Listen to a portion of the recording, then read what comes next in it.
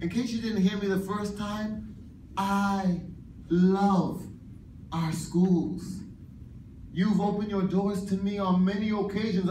I know many of you personally. Thank you for granting me the opportunity. I love our schools. I love our educational institutions. I love that they're equipping people with tools for a better tomorrow. That's why I'm passionate, and that's why I'm begging you to have a relentless commitment to make sure we do the best we can with the vision that's been entrusted to us. It will be detrimental to African Nova Scotia learners if we begin glorifying past methods over present mission.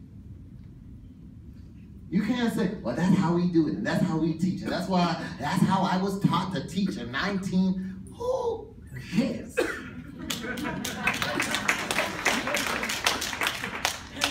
He called you for such a time as this. And it's detrimental to our learners if you begin glorifying past methods over present mission. The superintendent laid out the mission and the vision, and may we never get trapped in our history. We don't have to repeat history. We can make history. I love history. I celebrate history. I'm wet behind the ears, but I'm known as the local historian in our communities. But I come to appreciate, my brother, that the best way to honor the past is to celebrate it and not live in it. Because my past is a place of reference, not a place of residence.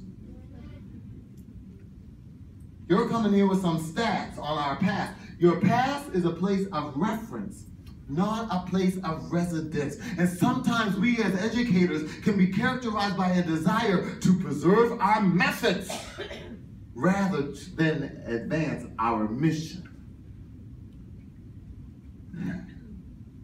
Don't be busy maintaining buildings, monuments, when you can be changing lives, movements.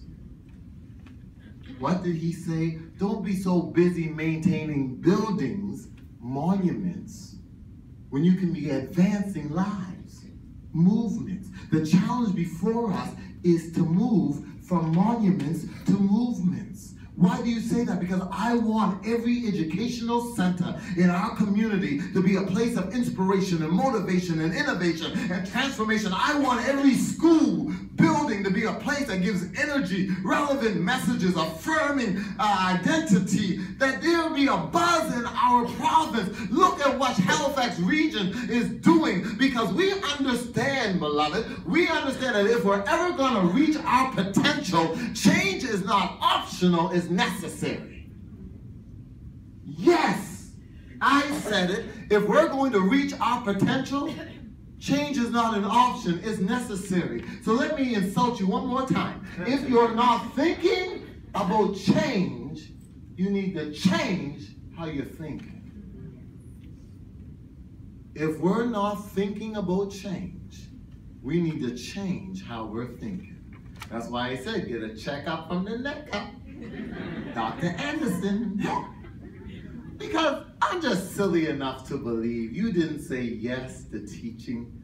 You didn't say yes to education. You didn't say yes to leadership and mentorship so that you could be in a monument.